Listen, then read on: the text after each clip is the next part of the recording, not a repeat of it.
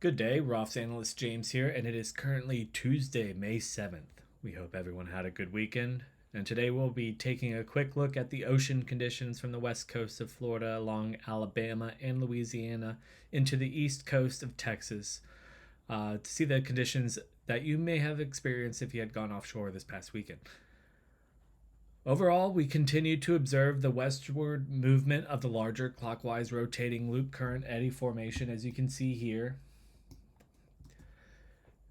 This clockwise rotating eddy has now reached the central Gulf of Mexico area, and you can see some of that darker blue loop current eddy water further offshore of the Mississippi Canyon due south of Louisiana. That being said, a smaller clockwise rotating loop current eddy continues to develop just off the Florida Panhandle, as you can see here. This clockwise rotating eddy is located a little bit southeast of the DeSoto Canyon, shown right here.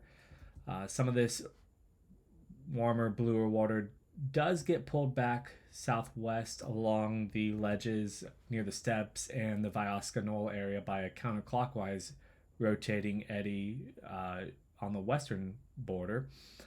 Additionally, this clockwise loop current eddy shown here continues to be fed by several smaller frontal boundary eddy formations developing off of Tampa Bay. As you can see, this has brought some warmer, bluer water inshore over about 100 fathoms southwest of Tampa and off Fort Myers.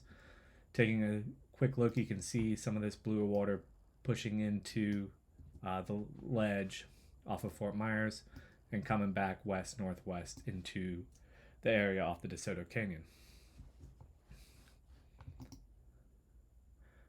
In the western Gulf of Mexico, you can see here there's a relatively large counterclockwise rotating eddy formation offshore of the Texas-Mexico border.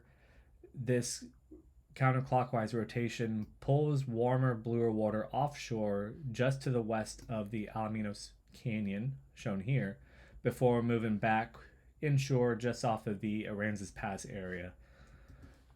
Taking a look at our ocean color imagery, you can see this bluer water moving offshore before getting pulled back in just off the Aransas Bank area. And note, some of this bluer water does get appear to be pulled back northeast off of the east breaks and before moving offshore near the Flower Gardens area.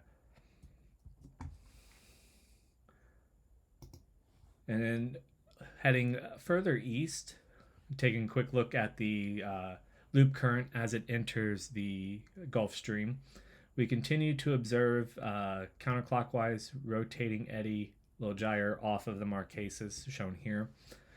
This counterclockwise rotation is pulling some cooler water offshore of the ledges here, as well as some warmer Key West water off of the Florida Keys right here. That being said, this eddy formation continues to produce smaller frontal boundary eddies that break free and enter the Florida Straits and continue eastward along the Florida Keys.